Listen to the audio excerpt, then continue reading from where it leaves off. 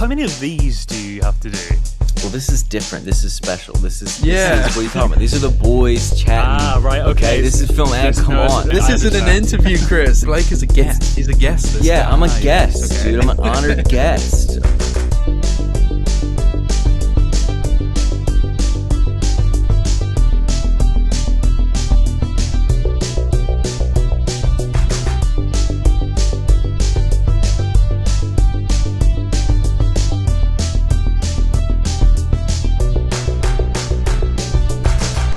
Hello and welcome to The Film Angle, a podcast where we dive deep into the latest releases and unearth the classics to better our cinephilic curiosity.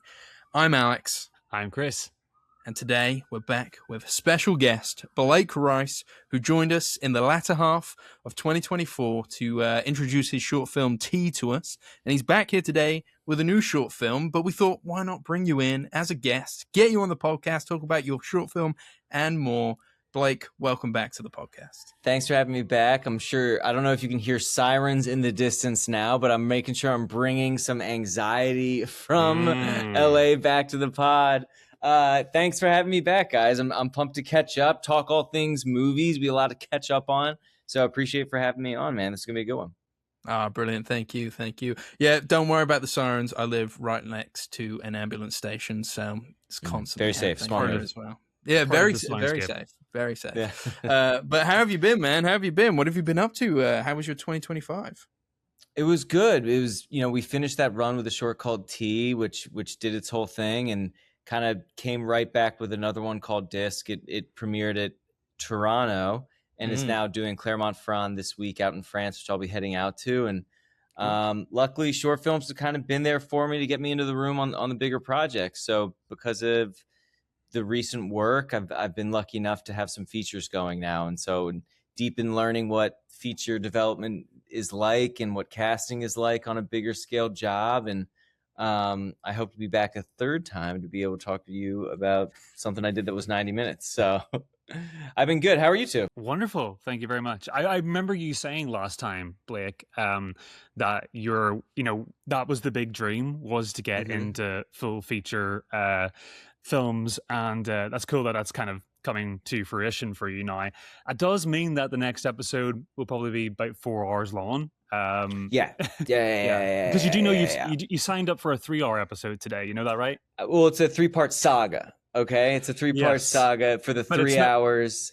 Over the same day, though. Like, you'll come back after lunch, and then we do late night, and then So I'm gonna move you all around LA. We're gonna make sure the sun's down when we get back and talk later. But no, you guys are awesome. Like, I'm fun to talk. We got to get into the nitty gritty of some film stuff today, and I think we're talking romance movies, romantic dramas. Yeah, so I mean, obviously we'll talk about Disc first, but I feel like there was a parallel or kind of a certain kind of theme between your short film Tea and now Disc, where it's these kind of unconventional. I almost saw it as like unconventional meet cutes in a way, which kind of like spark a bit of a weird, strange romance. So it's a very open subject today, but I did think we could discuss maybe some of our favorite kind of weird romance films, and I thought that kind of tied in quite well. But you let me know. Maybe you don't see Disc that way. But I'd love to hear. I'd love to hear you chat about Disc a little bit more. Obviously, when we spoke to you last, I think you were maybe coming to the end of the festival season with Tea, which is now available online. People can go watch Tea now and Totally. give that a watch. But like, how quick was the turnaround from Tea to Disc in terms of like when did you start working on that? So when Tea premiered, right when I got back here to LA after it first premiered, we were pretty much in prep and going out to shoot Disc. So as I was doing like Tea's little like tour, doing festivals, I was sneakily cutting this one. I want to be like, I got something wild coming next. So yeah, it premiered this past September. And it's been doing festivals kind of ever since. I feel like it's a little past halfway with it. I was actually just at Sundance with another short that I produced called Prime that just came out. So the festival kind of the festival hustle is kind of like always going. But no, Disc, it was my friend, very talented actor, writer, Victoria Raderman, she came to me with this idea, and I loved the idea, loved the themes that it was tackling, but then also wanted to add kind of my own spin on it. So we jammed on a script together and added my good buddy Jim Cummings to the mix, and he killed it in this role. And it's really cool and special to see audiences connecting with another project so quickly. How much of that idea was kind of like ready to go then from Victoria? Were you guys like sitting down in the same room and hashing something out once you had that kind of kernel of an idea? She had the idea in a script, but the script was quite different. I think the tone kind of stayed in one lane, whereas this version of it checks a bunch of different genre boxes. The something getting stuck in someone else was always there, but the space, the time, the characters, they were a little bit different. But I thought that was such a good idea, and the concept of like what really is intimacy and what really is, physical connection, was just like an electric kind of theme to go after in the short form. And that's what I knew I wanted to commit to and pursue, honestly.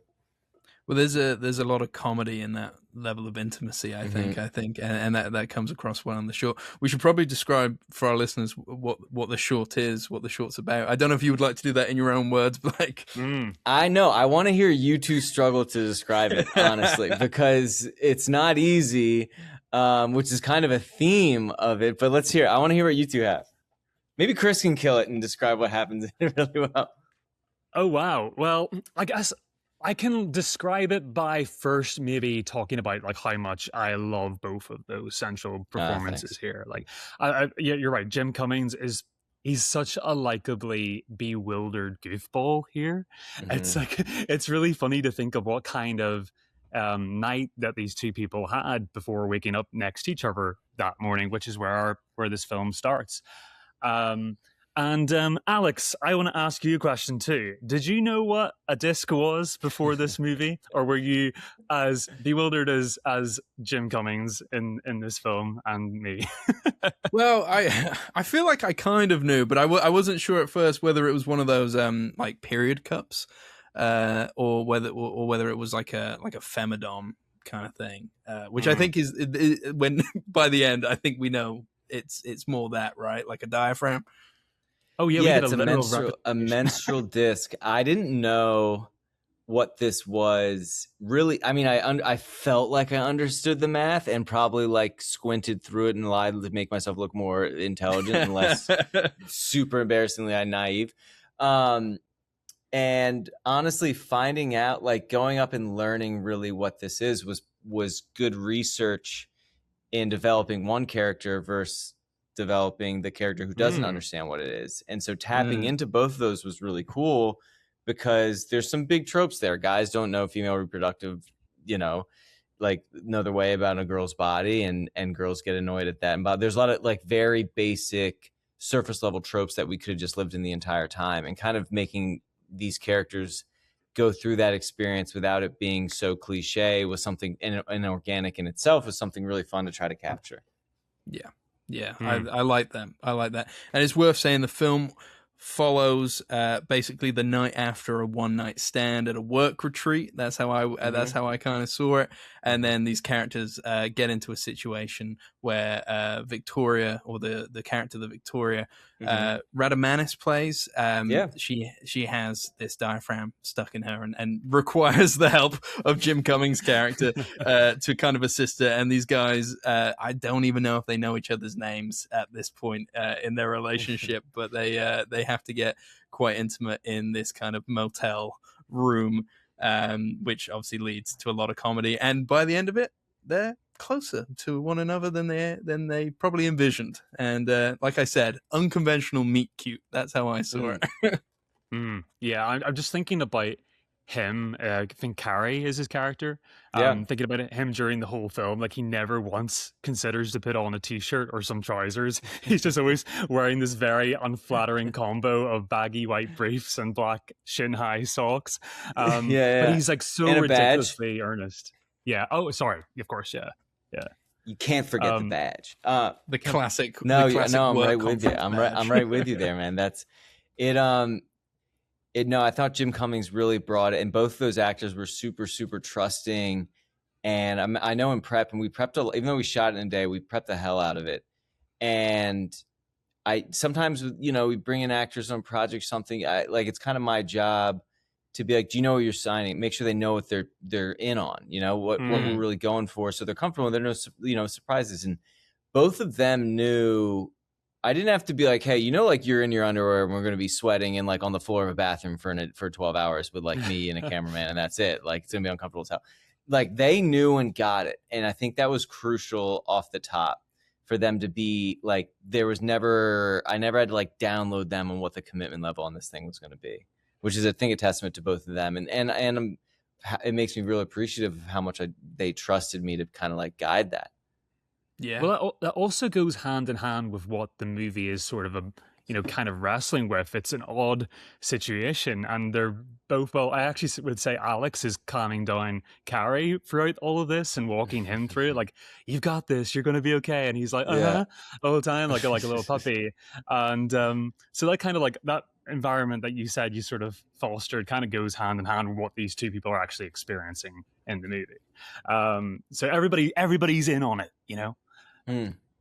Yeah, to say as well, like, I really loved the score in this. I think it was Kevin Garrett with his with these like rhythmic vocals that just like lend the sense of like oddness to this particularly memorable moment in these two people's lives. And then sometimes Carrie, he'll just make like a big mistake and the music makes almost this like plummeting sound, almost like at one point it almost sounded like when a tall ship is like swaying left and right. And it was like really, and the camera is sort of mimicking that too.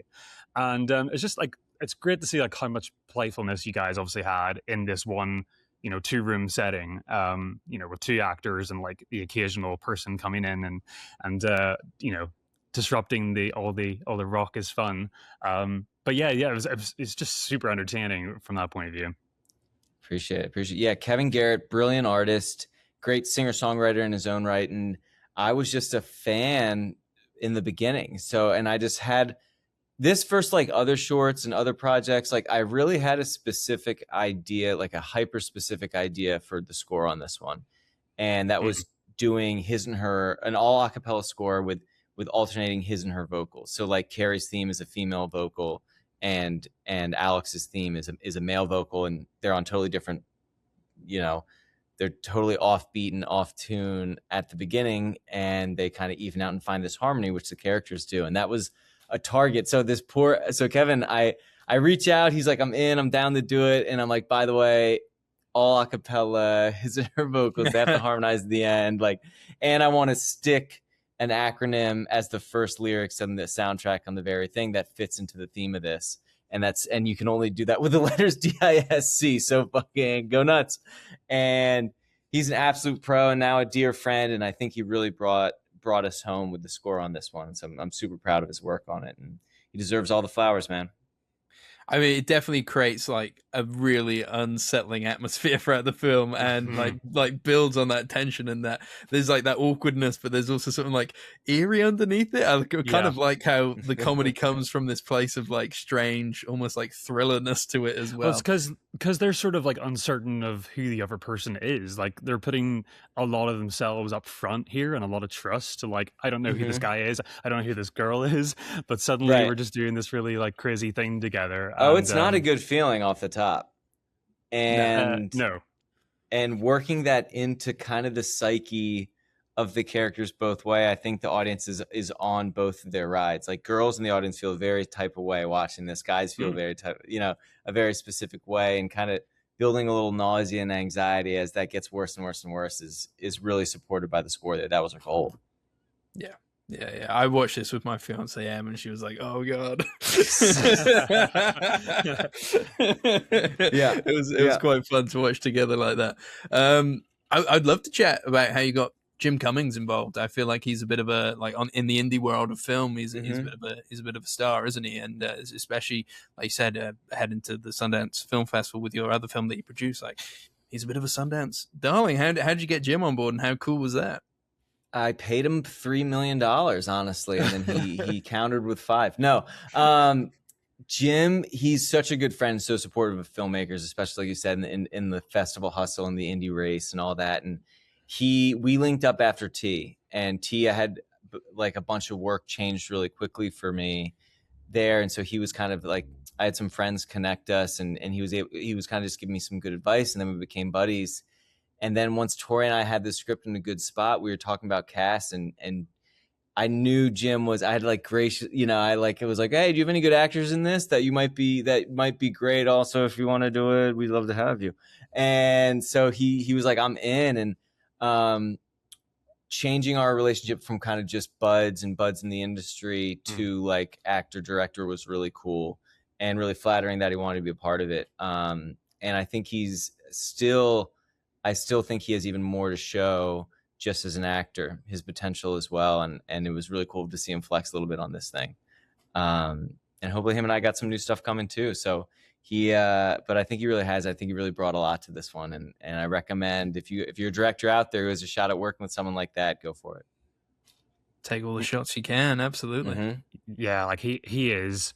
Like they do both function differently from their own roles, but like all the laughs were coming from Jim Cummings for me. It's the moment when the housekeeper comes to the door to chuck them out of the motel room, and there's obviously like this really intense buildup of Carrie trying to keep the housekeeper from coming in during this very like intimate moment, and then probably my favorite line delivery in this film is when he answers the door to her and he just loses himself in this like swell of verbal diarrhea, and just says like, it's male, female, this is between grown-ups, this is the real world, and I'm in it right now. I was just like, what are you saying, man? Yeah, it's like, it's kind of a combo. Like, who is this to? I remember going with him that, and like, dude, you're just like, it is word vomit. It is word diarrhea. Like in that moment, he's saying words out loud that he is not connecting sentences to. There might not be anyone in front of him for this. Like, this stuff is not landing. So you're spot on with that, man. You're spot on. But the housekeeper doesn't care. She's just like, no, she's seen it all. This is a 2-star motel. Yeah. She's seen worse. She's seen better. Just carries on with a sigh and moves on. Yeah. Mm-hmm. So talk to us more about kind of, you mentioned premiering at Toronto, like the kind of festival run with this film. How's that been? I mean, Toronto's a massive festival. That must be incredible. Cool to be at a premiere there. Yeah, incredible. And I've been chipping away making short films for a long time, and had a lot that don't get the attention or don't get to go. People like you don't want to talk about them. I don't get the opportunities with it. So to follow up my last short with another one that is doing like a one of these prestige festivals, it means the world. It's super validating, and it immediately helps out the longer, more ambitious jobs that I'm up for. And I really am. It's very cool, and something I almost never considered and was like definitely naive to is just this being able to tap in with the international audience, and kind of finding that some of my stuff has been it's playing well with international audiences. Like, my biggest festivals are all outside of the US that I've ever done, and a lot of French speaking countries. I don't know what it can Toronto. Yeah, what is that? Because obviously T got like, canned, didn't it? Yeah, and so it's just really cool, and it has just broadened kind of like the filmmakers that I am grouped in with, or I've become my peers and stuff like that, has been such a bigger reach than I ever thought, and it's been really inspiring and really motivating. That's great. And you mentioned Clermont-Ferrand. That's so the festival is playing in like right now. It's right now. I am like 3 days late. I'm going tomorrow, which means I get there Wednesday and I'll be there Sunday. But Disc is screening there all week. It was like our French premiere maybe last night or 2 nights ago. I don't know what time it is. I also don't know how time works or time zones work. So I think I'm talking to you in the future. I'm not sure. Yeah, I have to Google this like every time I'm like every time. I'm so bad with it, and I'm working with an Irish company on my first feature film, and that's my dad's company actually. Yeah, it's your dad's. That's why I'm here. We need more money. Nepotism. I'll take it. The time zones are just brutal to me, but I need to be cultured, and I need to get used to it, and that's part of the goal. But no, it's just crazy to see these fests keep coming, man. And and it's very validating and flattering. I'm grateful for all of it. Nice. Do you reckon you might be back in France later this year for Cannes? Do you reckon you're gonna try Disc in Cannes? I think once you premiere, you can't. Oh, I see. Of I already course. premiered, yeah. Right. Yeah. So it didn't work out. I'll only go to Cannes if I have a project in it. So I don't have another short that I'll submit by then. But I want to bring my first feature back there, I'm sure, which people say all the time. But these festivals, now that you taste them, I'm very competitive. I come from a sports kind of background, and I'm coming back to that thing, man. And I want to take that thing home. So I can't wait to get back into the Cannes mix. Definitely. I want to go to Cannes. I want to try getting credited this year. I want to see what it's like. Take it off the list. Would you guys cover it? I mean, I would love to. You should. You totally should. Yeah, it's so worth it. It's crazy. It's the best kind of chaos. No one sleeps. Everyone's over caffeinated and drunk or hungover and sprinting in tuxedos. And the weather's so nice and it's so cool. I highly recommend. Definitely, I want to do it, and we're a little bit closer than you are, so I'd like to think it's slightly easier, right? Mm-hmm. Get a cool Airbnb right by the water. Get some buddies to split the cost. That's the move. We've done it before. We can do it again. Let's do it. Yeah, let's do it. But yeah, man, that's great. How do you decide which festivals you're gonna like travel to and stuff then? Because I imagine that's quite tricky. You can't always just pop over to France for a film festival. No, honestly, it's the level of the festival. Like, which one do I feel like there's the most?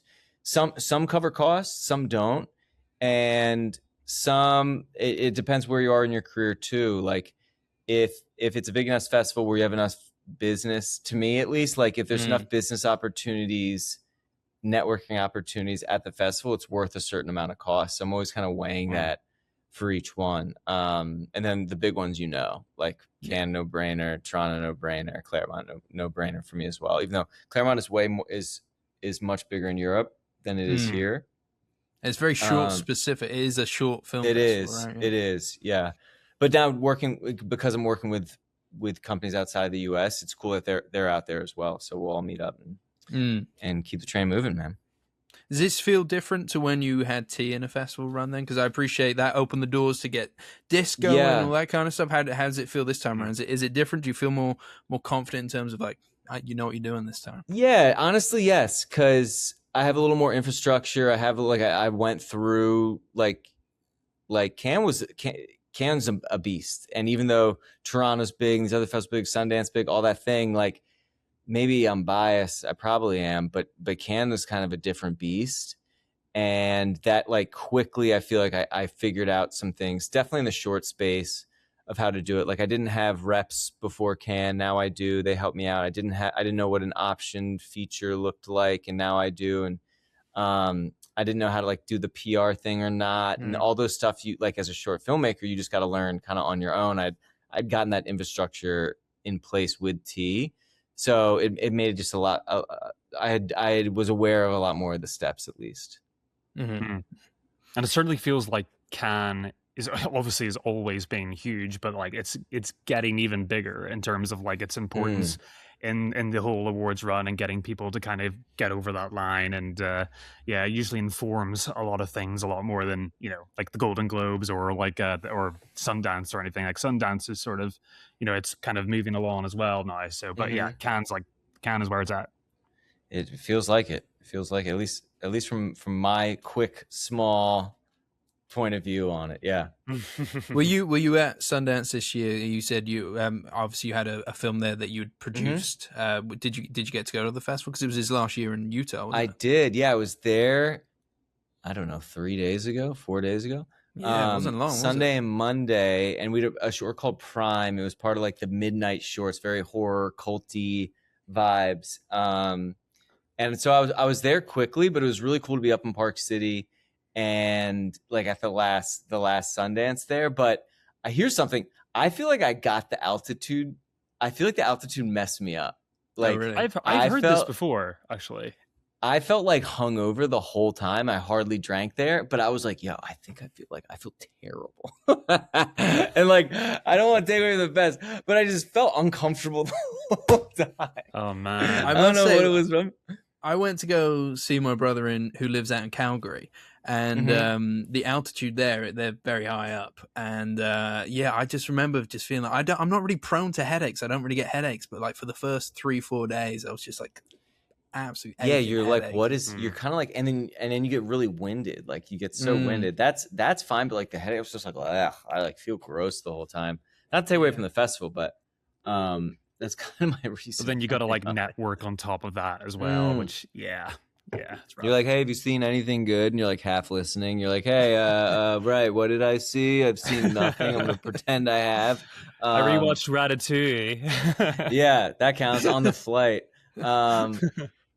But no, it was still so cool, and Sundance, like different being a producer there than the director, but so cool to be a part of it, and just wild that some of these things I've kind of had up on the bulletin board for so long are starting to get within arm's reach and starting to play a part at. And I get uncomfortable when I'm at fests because it feels like the movie's over. I need to go out and making another one. So that they do also motivate me in a sicko type of way, being like, man, this thing's done. I got to go be out shooting. Shooting. What was it like stepping into like a producer role then? Was that like a different set of skills again?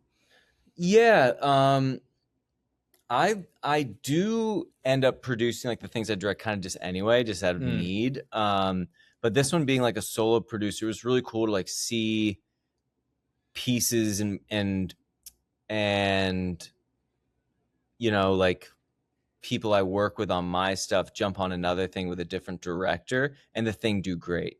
And that was really cool for them to be thriving as well outside of just my directing, and also to support a new filmmaker, Megan Coyle, great director, and to have her debut in her first short be a Sundance movie is like, you know, that means the world. And I'm really proud of her in that project. And do I want to produce? Am I going out there being like, I'm waking up and I'm a producer? No, I don't want to do that. The shit sucks. Yeah. Like, I don't have to do that all the time, man. It's a different brain. It's a different thing. And I'm less into that. I like the development side of producing. I like giving notes. I like giving notes on edits and stuff like that. But like boots on the ground, process. Like that's war. And I can do it. I like it. But if I had to choose, I'm director all the way. Nice. What about acting? Because obviously you've been in front of the camera quite a few times as well. Is that something you want to return to? I haven't acted in a minute. I was. Is that a means to an end almost? It was. I loved it. I just don't. I didn't try as hard as I could have. I think that was a sign. And I did all right with it. And there were definitely opportunities. And I think for the right thing, I would definitely do it. And it's a blast. You get treated incredibly on set. It's the total like it's amazing. And I would do it, but it doesn't just like keep me up at night like writing and directing does. And funny enough, I was in a close friend's project at Sundance and I got cut out. And I was I can't say which one it is, but I was in a great director's thing, playing almost a version of myself, and had this big monologue. I hadn't acted forever, and I was like so stressed out on doing it. And I do it, and it premiered at Sundance, and I was like, I'm in this, but I wasn't in it. Oh, you didn't even get the note. Oh no. Oh no, I didn't know until I was there.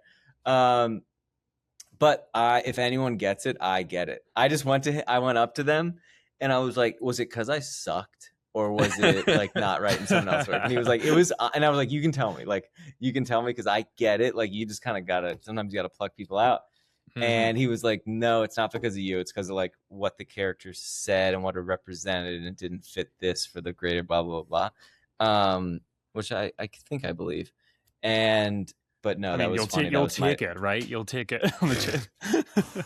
Now they're my enemy and I will destroy them. No, I need to cast them in something and cut them out. So that was the last time I acted. So not my best experience at the end of the day. Didn't make it off the cutting room floor, but I would still do it. I still enjoy it. It's awesome, but it's not my main thing anymore. I see. Well, talking of watching films at festivals and stuff like that, did you get like in festivals in general, when you've got a film playing there, do you get a chance to watch other things? And if so, like what did you see anything big at Sundance we should be watching? I wish I had something really insightful and inspiring to say here, but most of the time I'm at these festivals, I don't see anything, like nothing. And I see the shorts in like our block, maybe I see them again, but lately it's been, I feel so much pressure to take advantage of the opportunity of the festival and work that maybe too much. I focus on meetings and the networking stuff and the development stuff and the next project while I'm there, instead of going out and honestly enjoying the screening, which I wish I could, but I just feel where I'm at, I have to jump on it and I have to do it.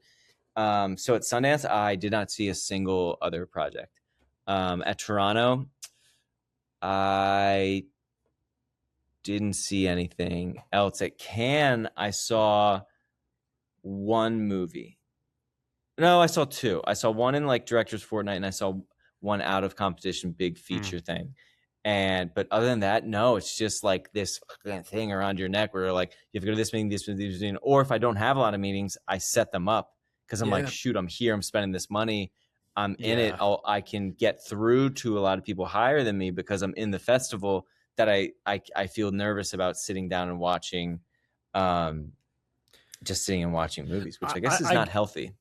I get that, because it's like you're traveling half the world, paying a lot to get over there. So you probably just go full Terminator mode, where you're just like making beelines for every opportunity that you can make. I'm a shell. I'm a husk. I'm a just bag of meat that flies around and talks with producers. That's what I do now. Oh man, how many of these do you have to do for each film? Like interviews or interviews online, all that sort of stuff. Like. Yeah, calls like this. Well, this is different. This is special. This is what are you talking about? These are the boys chatting. Ah, right. Okay. This is film. And come on. Blake's on the hustle right now. This isn't an interview, Chris. Blake is a guest. He's a guest this time. I'm a guest, dude. I'm an honored guest. Okay. You're a guest. You sent me a care package. In 5 minutes. I think I do a lot. I do a lot of them. It's part of it. I love it. Not to like whatever pull the mask off or something, but I probably, how many? I don't know, 30, 40, like when it's all said and done, for sure. And then depending on how far your short goes, like, and how much they can get, it depends. I love it. I also see it like, I want to go wide release. I'm trying to be Spielberg here. Like, I love the prestige festivals. I love fighting for critical love on stuff, but I want to put butts in seats, fellas. Like, I want to make movies with real popcorn value and universal value. So being able to talk and sell a movie is really important to me. And I love that part of the business strategically. So I look at all this stuff like, not only an opportunity to promote what the project I have too, but like get reps in on my own on how, I can go out there and selling a bigger project or promoting a bigger project, or getting enough recognition on a specific project of mine where that the next one gets easier to kind of pitch. Can you let us in on where you are in the kind of feature film pipeline right now? Like, how's that looking? It's looking cool. Right after Cannes, I've been writing movies forever that no one wanted to read and no one answered my emails with, and like I could only do table reads with my buddies, and that's as much exposure as these scripts got. And then after doing Cannes with T was the first time where like companies were interested in what my debut feature would be, and so I partnered up with a production company called Wild Atlantic Pictures. They're out of Ireland, and they do great projects like. They did like The Green Knight, and they're involved with like Ethan Hawke's movie Blue Moon he's nominated for right now, and they've done they're doing Lee Cronin's The Mummy, and they're a great company, and they were working on what my debut would be, which is kind of like it's called The Empty Lot, and it's a love story and about motherhood in rural Pennsylvania. It's kind of like a broke, grittier Silver Linings Playbook with a lot of comedy, but definitely romantic drama in there. And at the end of the day, it's a love story. And so we're out we're out chasing that, and we're just starting to cast that, which is wild and exciting and insane. The emails I'm getting, I'm like, this is not real life. And so that's really cool. And that's probably as much as I can share on that right now. I had another script get acquired that I wrote before that. That's a murder mystery comedy. And that's with a new company. And we hope to have good news at the end of February for that one. And then I have two other, I mean, I sound like a crazy person, but I have another project I'm really excited about called, I can just say the name is Alan Hitchbrook.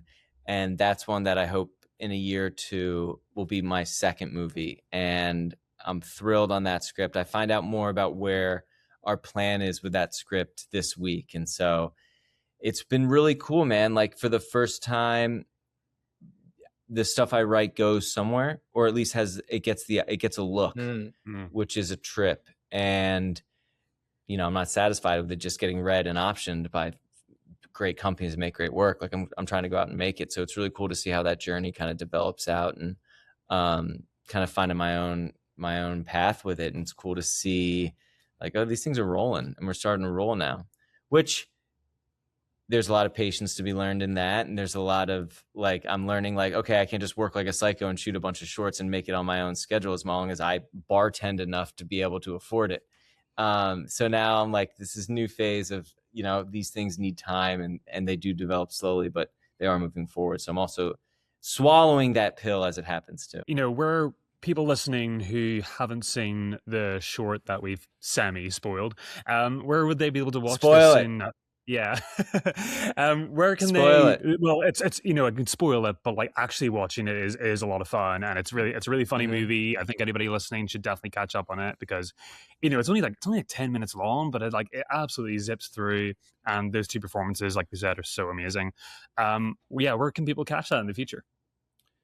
They can catch, I mean, if you're in, I think it's like the mountains of rural France, you can go see it this week in theaters at Clermont-Ferrand. But at disthemovie.com, it has all the next festivals we're hitting, and at disthemovie on Instagram. We have a bunch of stops. They haven't announced yet, but it's playing some cool festivals soon in the States, and eventually we'll release it on Vimeo, I think. They do have like T did some cool like got distribution and went out there, and we hope kind of the same thing for this, but I know it'll end on Vimeo so far, not to but I just don't know exactly when. So I got to see how many more festivals give it a shot. Really? Well, maybe you'll be in a festival in the UK at some point in the future. That'd be great as well. I know they got what's the best festival out there? What do you like the best? I mean, I've only really ever been to the London Film Festival. I know there's a few local ones in Bristol where I live, but in terms of shorts, there's definitely a shorts program at the big London Film Festival.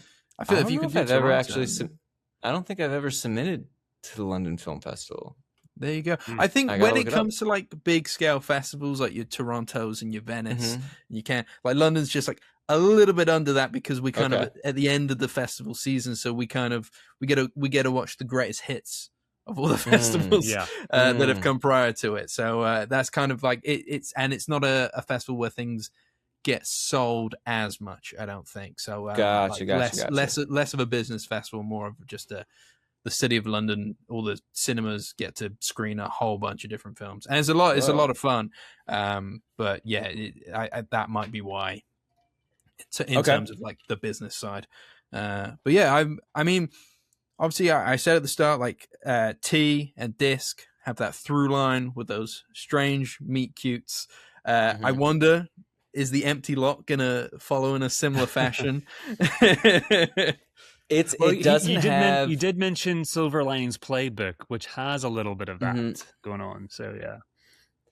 It does. It is a love story. I'll say that. It's a total love story. And does it have a medical emergency meet cute? No. But it gets life and death. Like there's some real perilous moments in there. I didn't realize like I need to stop doing medical emergencies. I'd be like, okay, I've wrung that device out. So it's time to find a new one. But there's definitely when the couple first meets though. So maybe I am onto something. But if it's a love story, you got to show how they meet. Come on. Definitely. Well, I was thinking this would be our good way of kind of segueing into our kind of like feature of the episode, where I basically tasked yourself, Blake, and Chris.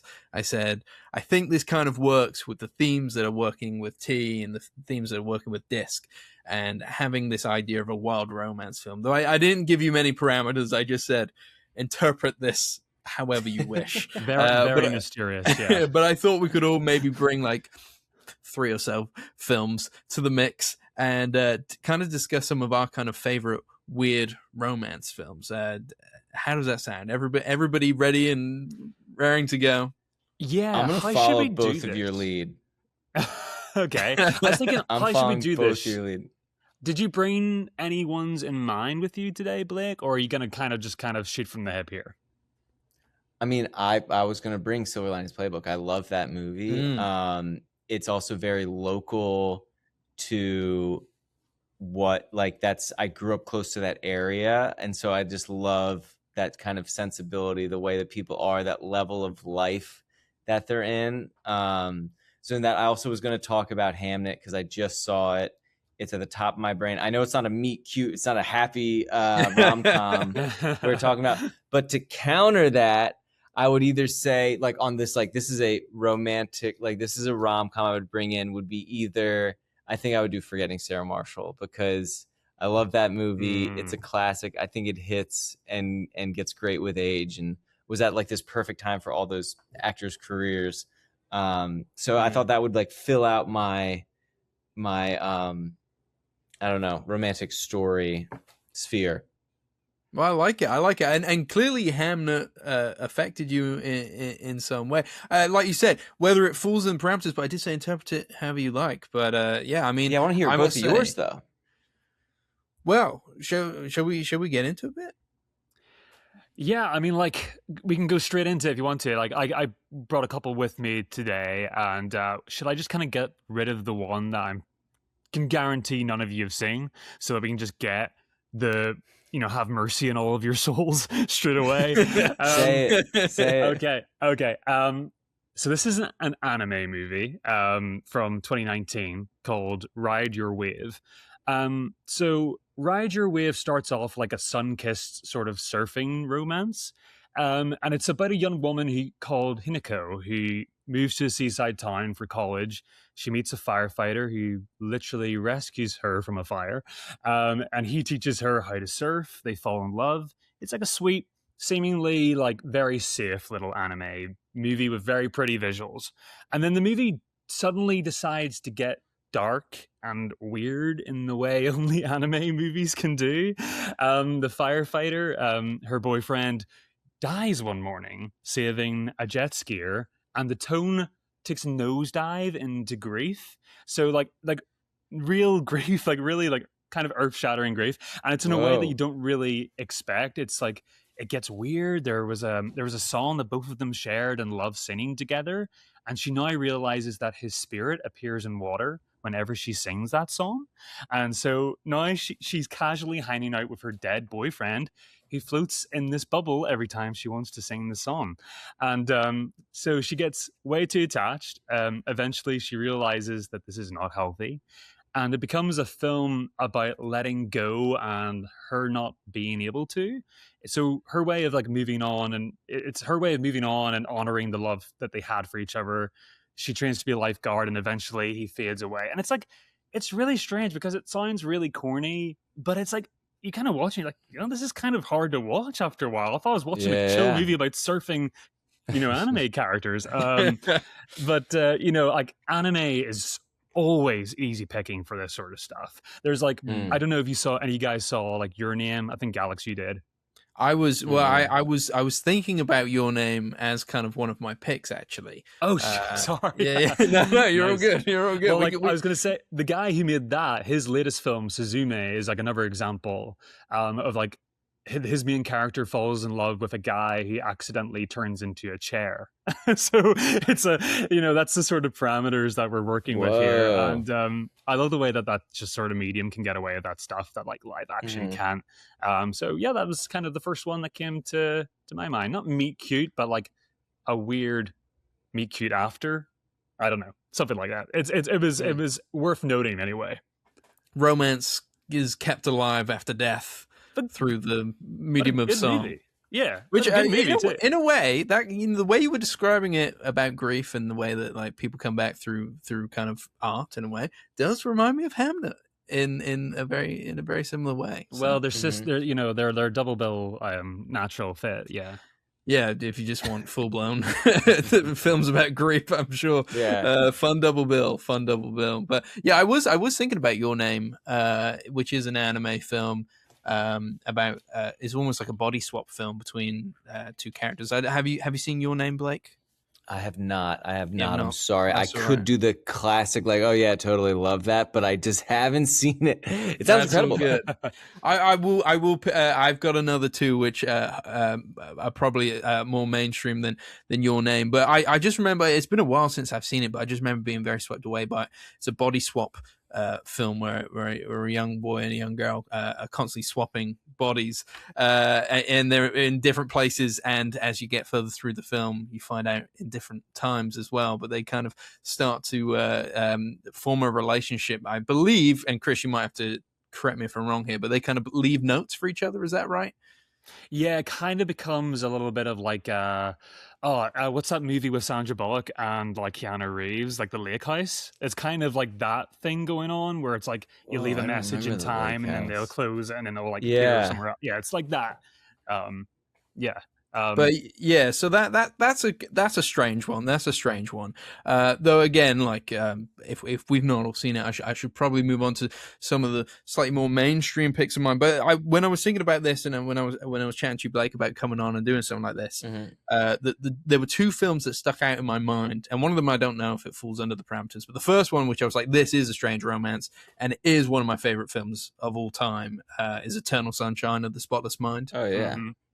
Just it's a love story told at the end of a relationship, also done somewhat in reverse, and in a way, depending on how you view that film, by the end is kind of it might not even be romantic to you at all. These guys might be doomed to constantly fall in and out of love with each other. But I couldn't miss up an opportunity to discuss Eternal Sunshine of the Spotless Mind.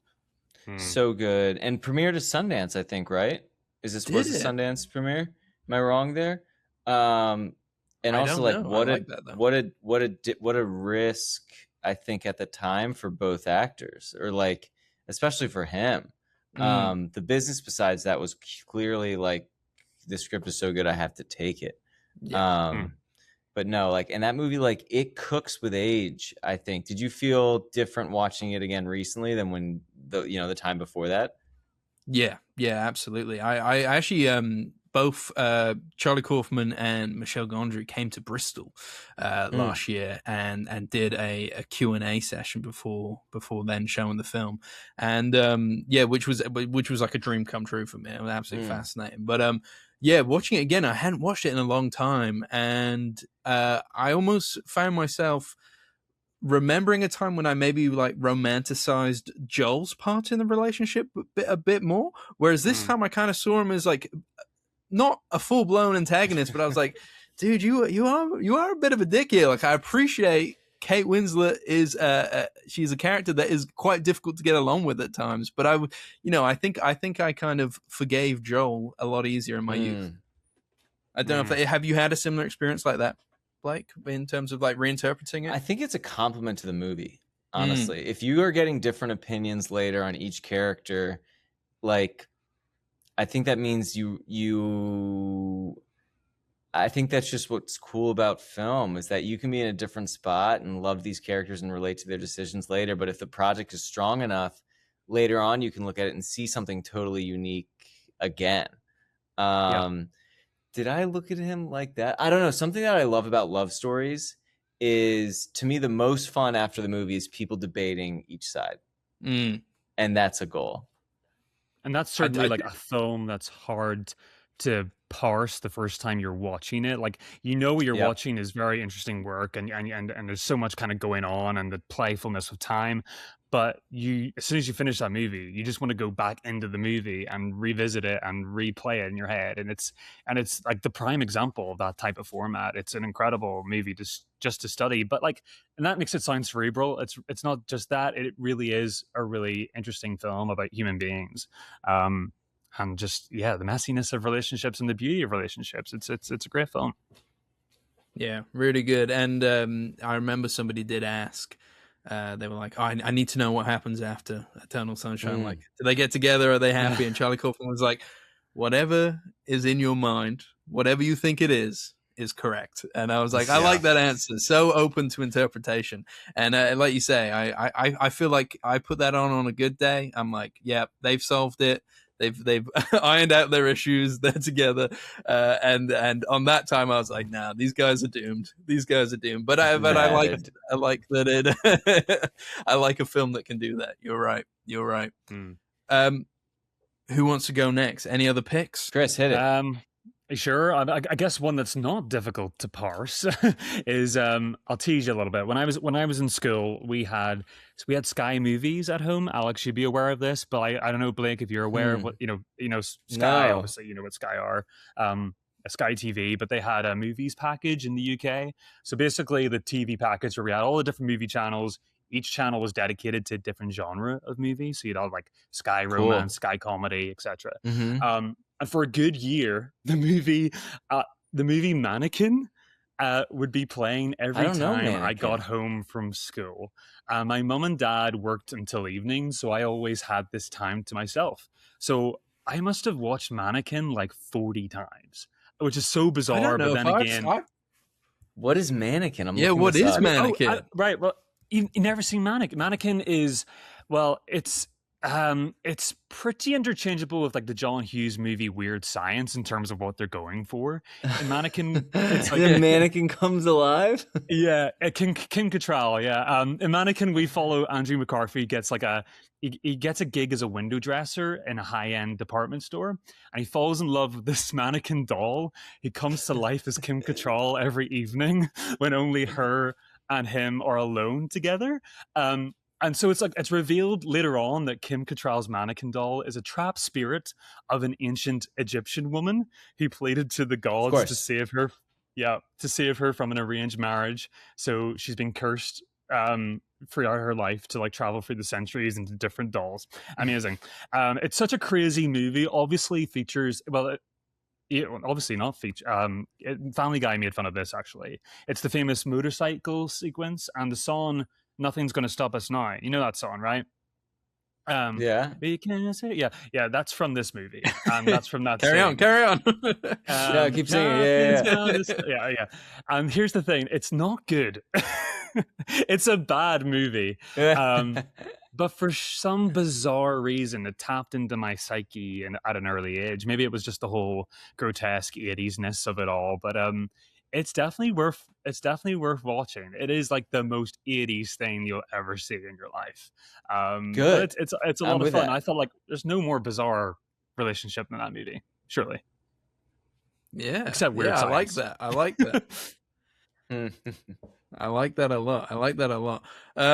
My other film, I don't know if it falls under Wild Romances or not, because it's more of a parody of kind of rom-coms. But it was just a film that came to my head when we were discussing this. Was They Came Together, the Paul Rudd and Amy Poehler comedy film from I watched it the other day, so I did log it. So I'm trying to remember what year it said. I think it said 2014. But it is a film that kind of turns the rom-com tropes on their head a little bit, but like pokes fun of it as well. And I think I remember watching this at university and thinking it was like one of the funniest films I've seen. I guess it kind of follows in that kind of Airplane style. It's like not another teen movie for rom-coms. Yes. It felt like movie, yeah. With like a massive cast of comedians as well. A massive cast, and like you just wouldn't make that today. Like those actors wouldn't say yes today. You know what I mean? Like, or like the equivalent of those actors today. What do you think it is? Like, where do you see the future of like love stories in cinema going? Do you think it's strong enough that like a comeback of like the Sleepless in Seattle types, or like the, like, or maybe like the Judd Apatow, like Knocked Up level. Like, do you see that coming back? Do you feel like just love stories are just going to live in action movies, live in dramas, live in like as just like a portion of it, or do you think they're strong enough to come back on their own? I would love that era of filmmaking to come back. I think we've talked about it before on the podcast, Alex, that we both really kind of enjoy that genre. We love the rom-com genre and like those earnest love stories as well. And it just doesn't seem to be like a bankable, like it doesn't seem to be huge. Ticket to Paradise a couple of years ago came out. And that was like, I think people were like, oh, are we going to get like these sorts of movies back again? Where like we pay to go see and laugh at George Clooney be charming for an hour and a half. Yeah. And then that movie didn't quite like land and hit. And then it's like, we get like 1 or 2 a year, try to kind of break through. And it's like, we're still waiting for that. Like, I miss that. Like, I think your film actually, not to blow your own trumpet, Blake, but I think your film T kind of had an element of that Judd Apatow quality in terms of like its visual style of like the sun-kissed late 2000s, where we kind of had these movies that just looked like very like they looked like summer, like to answer your question, I don't think anybody knows the answer to that, but damn, do we mourn it? Yeah, I think audiences want it though. I think the rom-com genre has kind of split in the same way that a lot of film industry has split, where it's gone towards either you get very kind of small, and I'm thinking more like the Hallmark movies have taken up the rom-com tropes, and they're comfortable with them as well. They do poke fun at them a little bit, but they're very comfortable with them, and there's such a nostalgia. And I put on Hallmark films all the time. They're so much fun to watch. I think they're so silly, and especially at Christmas time when they play with them. I love watching shitty Christmas films at Christmas time, and I mean that in the most endearing way, because some of them they know what they're playing for. But they then have a formula. They have a formula, and I am so charmed by them. But then I guess then maybe you go into kind of bigger films. Well, actually, maybe is this even a bigger film? But like Bridget Jones did very well last year, and that's a classic rom-com. And I feel they're gearing to come back. I feel like they're gearing to come back. There is a nostalgia for those kind of early noughties. Like We Live in Time did okay as well. We Live in Time, like kind of you could say The Materialists was popular. I don't know how much money it made. Not a rom-com. I'd say it's like romantic story, kind of coming of age, but I do think I'm so biased. I'm literally developing a love story, so I'm like, obviously, I'm hoping we say it's coming back. It's coming back. But there is something about that. It's like, I think it's, do people want to go to a theater to see a will they, won't they? Do you think it's because they're putting them like on Netflix all the time, and that I think it's killing. That's killing it. Because we're getting used to seeing it's a home activity to watch a romantic film. It's a home activity, and it used to be a date night. Like guys won't go see Anyone But You by themselves, but they'll go with their girlfriend, or they'll go with, you know what I mean? Like, it'll be a date night movie to go, and that's more of an experience than a thing to do. And I think people are just a little bit less inclined, or movies are too expensive. All the reasons people don't go to the theater. But I think movies now have to have the total spectacle to go for wider, like you're going to see Dune 3 or nothing, and unfortunately love story just is enough. But I'm a sucker for it. It's so old fashioned. It's such a fun night out as well. I'm just a sucker for like a date. It's such a date night movie to see a rom-com. And there's just like a fun energy, and you're like, it's like seeing horror. It's like, some of these tropes that are coming to play, but it's like how they tell them in their time, and do you laugh a bunch? Or even like The Naked Gun that came out like half a year ago, and I was in the cinema, and a couple of people were chuckling. I was like, that's a rare thing to see in the UK. People laughing in the cinema, and I'm like, I felt like I was transported back like 15 years. It was really cool. Not to bring it back to Hamnet, but please do. I love Hamnet. I love Hamnet too. I went, and it was partially for work too, because we were doing some research on an actor.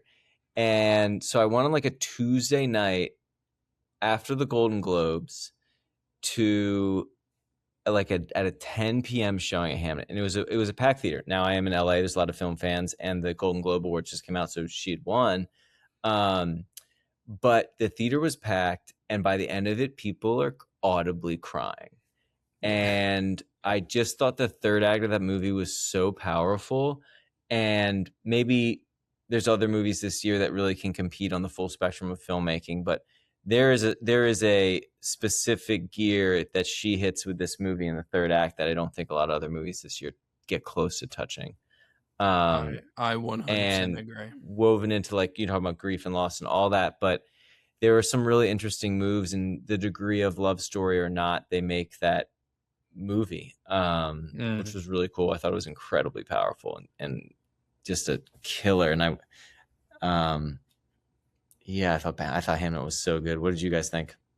Yeah, I completely agree. I saw it at the London Film Festival last year, and then, like you said, in a similar situation where absolutely packed cinema. And I remember that final act. You could just hear people kind of sniffling and sobbing, and it was me. It was me. Yeah. But yeah, like, it was amazing because it was, I was in like a room full of strangers, and you had watched this story on how kind of art can kind of contain the whole experience of human emotion, and obviously that final art piece containing this kind of sense of grief and sharing it with an audience. And that, for me, I was just like, this is why I go to the cinema, and this is why I go to the movies. And that was my favorite film last year. So you knew it was coming for a while. Well, since October, I guess. Since October. So yeah, I was desperate for Kris to go see it. Dang. So I went to see it again because we did an episode on it a few weeks ago when it actually released in the UK. And I was similarly blown away. But and Kris was as well, I believe. So I really liked it. I think the midsection of that film is just like, it is rough. Like, there are some gut-wrenching things that you have to experience, and it is not we comfy. all know that scene. I am not watching the movie again. Like, really? No, like, that's a movie so powerful, so strong. I don't want to see Hamnet again. I don't want to go see that again. Yeah, it was interesting. I'm not signing up for that again. Alex told me when he first watched the film, he was just like, "This is so good, man." I was so upset. People beside me were upset. I can't wait for you to see this. And then he's like, "Right, I'm going to go see it again the night you're going to go see it, Kris. That's fine. We'll talk about it afterwards." And I'm watching the movie. I'm like, it's great, but like, why do you want to see this again? Like, I must say, there was a part of me in the middle section where I was like, why am I doing this to myself? Why have I taken M with me to the cinema to sit through this? But then I remember it's the end. The end, just like, you're like, oh yes, that's why I want to see. No, 100%. Alex vibrating in his chair for 2 hours. Well, I mean, I think that brings it to an interesting kind of place, because in a way, I don't think Hamnet portrays itself potentially as a film about grief, but it does market itself as the romance story between Agnes and then Shakespeare, and that so maybe there's something in the marketing of romance films. And I'm thinking, like, later this month we have Wuthering Heights coming out, which isn't really a love story, having only very, very recently read the book, but is being marketed as this big, sweeping epic love story, and that's releasing around Valentine's Day, and potentially could bring a lot of people back to the cinema. So, like, what are your thoughts on that, Blake? In terms of, like, is that something that's like trying to bring the maybe not the rom-com, but like, is that something that's trying to bring the Valentine's Day back? The steamy. I love it. I love the business of it. I love the gamesmanship of the marketing. Like, I'm down for that kind of play. It's like, okay, let's just get the two hottest people, let's put them in some robes with a built-in audience with the book, and let's just make them make out a ton. I also love the press that they're weaving. It's just like an obvious play to me, being like, is Jacob Elordi going to break up Margot Robbie's marriage? Like, yeah, no, everyone's like, this is so, like, you know, like, it's like such hot, pretty people drama, and outside of it, I think it's just really smart marketing.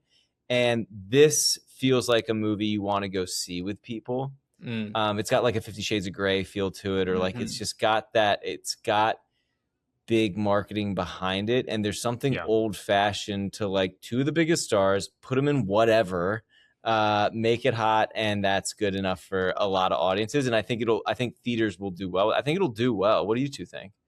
I think for that film, in its case, it's like the provocation's like a big part of it.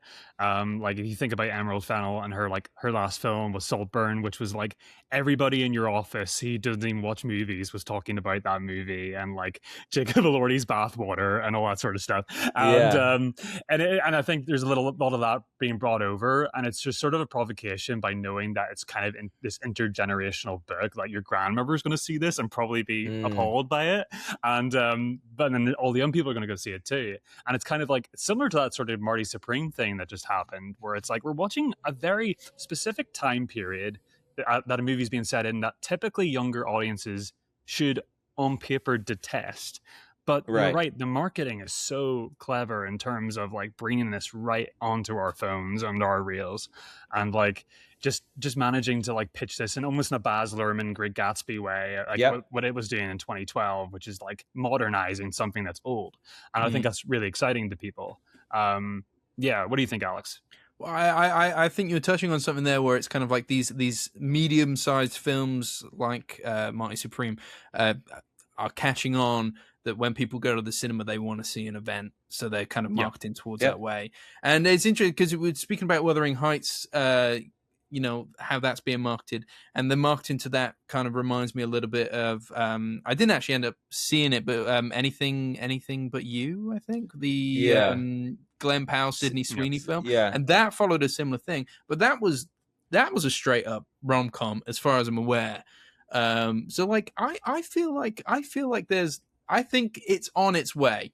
It's on its way back. I think people want to see those types of films again. It's got to be star driven. It's like so star driven. I feel like, and that's what works. But it is. I feel like a lot of directors, a lot of people in the business, they're very against seeing the business at play. And I think for rom-coms, for that, there's like straight up sales that need to happen. There's like sales tactics that need to happen. There is like, to get people out, you don't have the being like, you're missing, you've seen Dune 1 and 2, you have to see this one, they're so successful, you know what you're walking into. For rom-com, you have to be like, this is so steamy, or there's drama behind, there's a story behind the story. It's what was like the Justin Baldoni movie, right? Like that movie probably made a ton of money because of all the drama around it. Like, I think they have to cook up some creative marketing stuff that has some sport to it. That is, to me, it's like interesting. Like I like that. I don't know. It's just cool to see how, like, what people try for and what works there. Same with Marty Supreme. They had wild marketing moves on that one that I think were really successful. Yeah, that's true. And you know, I think that Colleen Hoover has, you know, the author of It Ends With Us. You know, it seems like there's a different one of her books being turned into a film every month at the moment. Yeah. So, like, I think there's an appetite. There's an appetite for it, for sure. There is. So, yeah, I think there's definitely an appetite. I like those kinds of films. So, you know, I did have one more, but like, hit it. I don't know. Are we away from the subject now? Like, no, man. I got time for one more. Let's do it. You got time for one more? It's bringing down the conversation again to like low quality, which is not your film, Blake. I'm not. This is Thank not you. reflection. No, I know what your you mean. I know amazing what you mean. You think philosophy. I get it. Yeah. There are like many Adam Sandler movies that could easily qualify as wild or weird romances. But one I've always been fascinated by is a movie he did called Just Go With It in 2011. Have any of you guys seen this one? It's I will need to look at the poster. It's like is it Jennifer Aniston? You got it. So for Alex's sake, Adam Sandler plays a plastic surgeon who he has like a dating strategy where he wears a fake wedding ring in order to let the women he hooks up with know that he's not looking for a commitment. So it's basically, I feel like I've seen it. You know, like some of them merge together after time. Basically, he's a piece of shit, but it's Adam Sandler, so you forget about it. Until like one night, he actually does meet a girl he really likes and he wants to go the distance with, but he forgot to take off the wedding ring. And he explains to her that he's going through a divorce then out of panic, which isn't true. So to sell the story, he ropes in his PA, who happens to be Jennifer Aniston, to play the role of the bitter ex-wife, and then like the lie just festers where like Aniston's kids have to pretend to that they're Sandler's children. The youngest son then blackmails Sandler to take them all to Hawaii, including the new girlfriend, to like keep up the whole lie. And this is like 40 minutes into the film. Yeah. And guess what? The rest of the movie then is set in Hawaii because it's an Adam Sandler movie. So as the whole lie gets bigger and bigger, Sandler like he starts to realize that it's Jennifer Aniston that he's really in love with, and he also is like really attached to the kids. So like a week goes by, he declares his love for the woman he's been exploiting, and the other girl is totally chill with it, gracefully walks off camera, happily ever after. So I suppose the lesson is, if you lie well enough, Hawaii makes everyone chill and will heal anything. It's a very odd, but again, another bad movie that is, I'm ashamed to say, pretty entertaining, and it's exactly 2 hours long as well, way too long. So it's just like a ridiculous romance plot that makes no logical sense and is such a product of 2011, but like weird that I think of it often because it's just like so unashamedly like a holiday trip to Hawaii. But you know what? Adam Sandler, he can do what he wants. You're also you're totally bearing the lead here. The girlfriend is Kate Upton. It's peak Kate Upton, basically in a bikini running in slow motion the whole movie. Like this is like in what world would Adam Sandler have these two options? Like total pervy Sandler mode.